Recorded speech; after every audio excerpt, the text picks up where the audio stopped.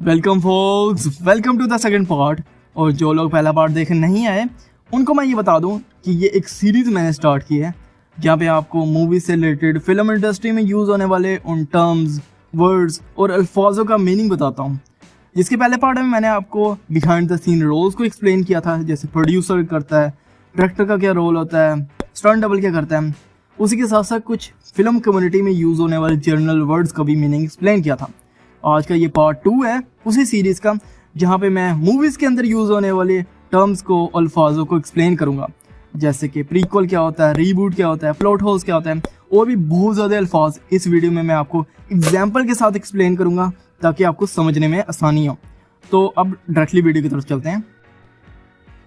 तो जो पहला अल्फाज यहाँ पे आता है वो है प्लॉट होल। प्लॉट होल उस गलती को कहते हैं जो कि राइटर्स या क्रिएटर्स की तरफ से खोदी हुई होती है। एग्जाम्पल ले लेते हैं कि एक राइटर एक मूवी बना रहा है, उसका मेन कैरेक्टर उसने ऐसा लिखा है कि उसको पीनट से एलर्जी है, और बाद में उसी फिल्म में जब हम देख रहे होते हैं तो वो कैरेक्टर पीनट केक खा रहा होता है और उसे कोई रिएक्शन नहीं होता।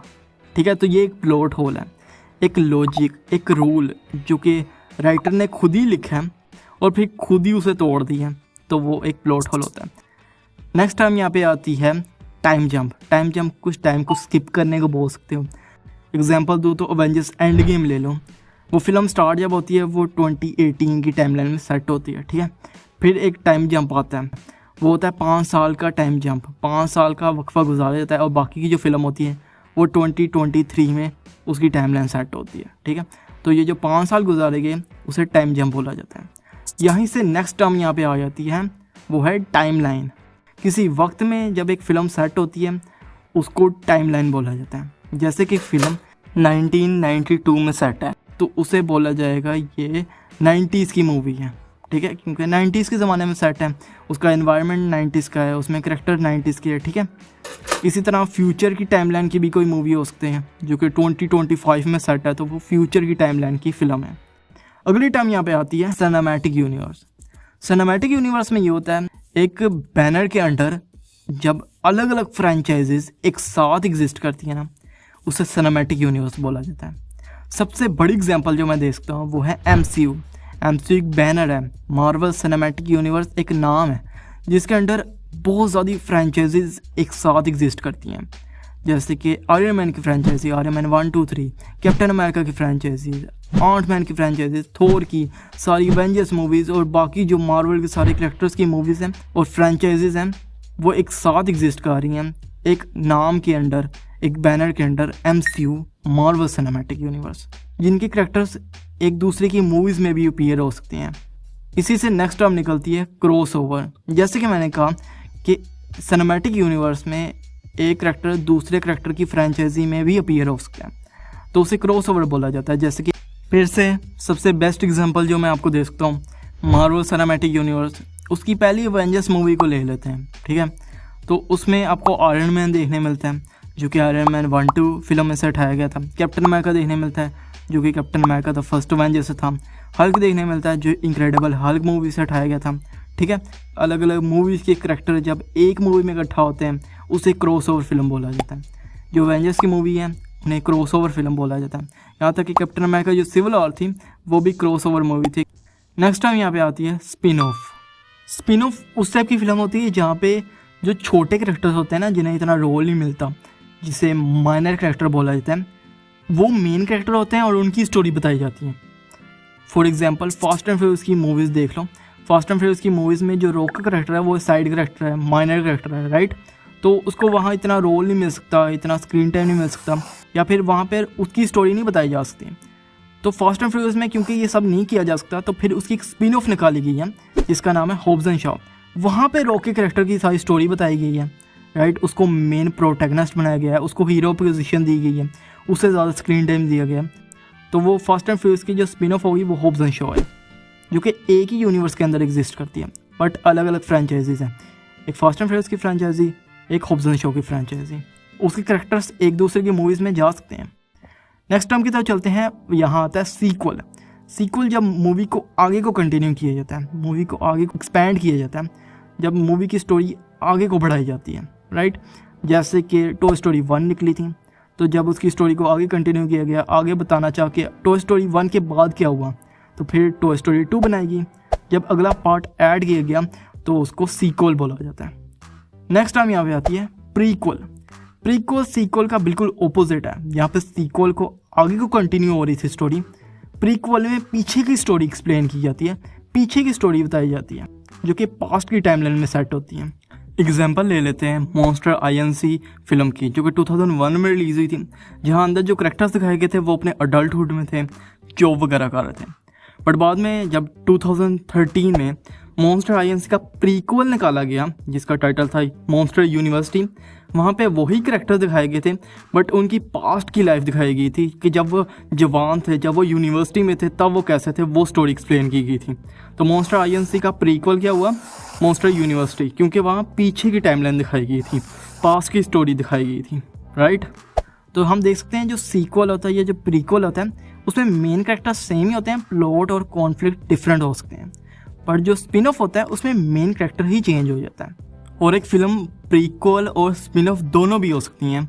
जैसे कि फैंटास्टिक बीस्ट की बात कर लीजिए, वो एक प्रीक्वल है क्योंकि वो हैरी पॉटर से पहले की टाइमलाइन में सेट है, और एक स्पिन ऑफ है क्योंकि फैंटास्टिक बीस्ट जो सीरीज़ है उसका मेन प्रोटैगनिस्ट हैरी नहीं है।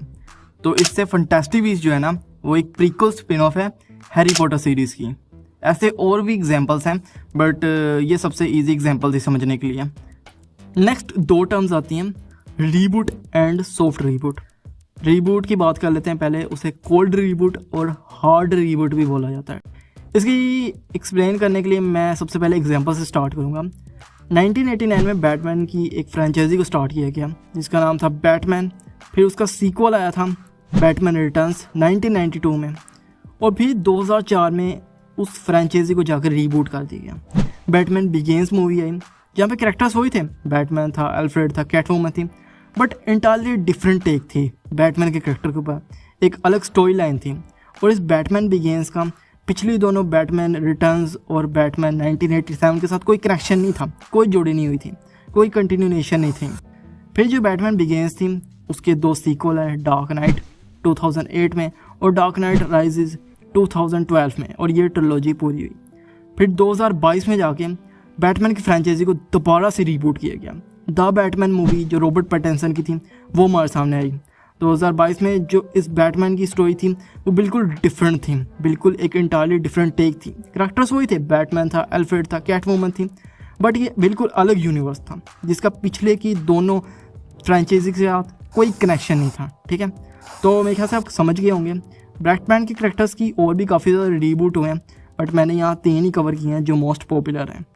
जबकि बात की जाए सॉफ्ट रीबूट की, या उसे वॉर्म रीबूट बोल सकते हो, ये ऐसी मूवी होती है जो कि हर एक मूवी को हार्ड रीबूट वाली ट्रीटमेंट नहीं देती। फॉर एग्जांपल टर्मिनेटर की फ्रेंचाइजी का आपको पता होगा, तो जो लास्ट टर्मिनेटर की मूवी आई थी 2019 में, टर्मिनेटर डार्क फीट, वो डायरेक्ट सीक्वल थी टर्मिनेटर 2 का जजमेंटल डे जो 1991 में रिलीज हुई थी। तो टर्मिनेटर डार्क फीट जो थी वो टर्मिनेटर 1 और 2 से तो कनेक्टेड थी, उनका सीक्वल था। बट टर्मिनेटर 2 के बाद जितनी भी टर्मिनेटर की फिल्म्स आई थी, rise of the machine, genesis और सल्वेंशन, उससे डार्क फेट मूवी का कोई कनेक्शन नहीं था, बिल्कुल रीबूट वाली ट्रीटमेंट दी थी, उसे इग्नोर ही सीधा मार दिया। तो यहाँ पे अगर यूनिवर्स वाइज देखा जाए तो टर्मिनेटर 1 थी, 2 थी, उसके बाद डायरेक्ट डार्क फेट थी, और बाकी जो 3 टर्मिनेटर की जो मूवी थी बिल्कुल इग्नोर मार दिया था उसको। तो जैसे कि आप देख सकते हो डिफरेंट हार्ड रीबूट में पिछली कोई भी फ्रेंचाइजी के साथ कनेक्शन नहीं होता, कोई भी मूवी के साथ नहीं होता। सॉफ्ट रीबूट में कुछ मूवीज़ के साथ होता है, कुछ के साथ नहीं होता। अगले अल्फाजों की तरफ चलते हैं। यहाँ पे आता है रीमास्टर्ड एंड रीमेक। पहले रीमेक की बात कर लेते हैं। रीमेक नाम से पता चल रहा है कि एक मूवी पहले से बनी हुई है उसे रिक्रिएट करके रिलीज़ करना रीमेक बुलाता है उसे। जैसे कि आपने डिज्नी की जो लाइव एक्शन सारी मूवीज़ देखी ना, वो रीमेक मूवीज़ ही हैं। आप पूछोगे इसका फ़ायदा क्या है? इसके 3 फ़ायदे हैं। पहली बात तो ऑफकोर्स पैसे कमा सकते हैं दोबारा से, उसी सेम स्टोरी, उसी सेम कैरेक्टर्स से। दूसरा कि जो यंगर जनरेशन है, ऑफकोर्स उन्होंने 90s की मूवीज़ तो ही ना देखी होंगी, तो उनको वो सेम स्टोरी इंजॉय कराने के लिए। तीसरा कि वो जो फील होती है वो मूवी के साथ जो पहली टाइम आई थी, वो ग्लोरी जो होती है वो दोबारा लेकर आने के लिए ना वो दोबारा रिलीज़ करते हैं। जबकि बात की जाए रीमास्टर्ड की, तो जहाँ पे रिक्रिएट वाला कोई सिस्टम नहीं होता। यहाँ पे बस मूवी को इन्हेंस कर दिया जाता है, उसके ग्राफिक इन्हेंस कर दिए, उसका CGI इन्हेंस कर दिया, साउंड क्वालिटी इन्हेंस कर दी, बस ऐसे करके ही मूवी को रिलीज़ किया जाता है। एग्जांपल दूँ तो 2021 में Harry Potter the Philosopher's Stone movie को रीमास्टर्ड करके चाइना में थिएटर में रिलीज़ किया गया। बस क्या किया गया था, उसको 4K क्वालिटी में रिलीज़ किया गया था, तो ऑफ कोर्स वो रीमास्टर्ड होगी क्योंकि बस क्वालिटी इन्हेंस की ही ना। अगली कुछ थिएटर और फिल्म इंडस्ट्री में यूज़ होने वाली इंपॉर्टेंट टर्म्स का मीनिंग है जो कि आपको लास्ट पार्ट में देखने मिल जाएगा। आपके सामने शो हो रहा है ये लास्ट पार्ट, अगर नहीं हो रहा तो मतलब अभी ये पार्ट आना बाकी है, हफ्ते 2 हफ्ते में इसे ड्रॉप कर दूंगा मैं। आ गया हुआ तो आपके सामने शो हो रहा है, क्लिक करो और अभी जाके वीडियो देखो। बाकी चैनल को सब्सक्राइब कर लो, दोस्तों के साथ ज़रूर शेयर करना, लाइक करना और अपना ख्याल रखना। अगली वीडियो मिलते हैं।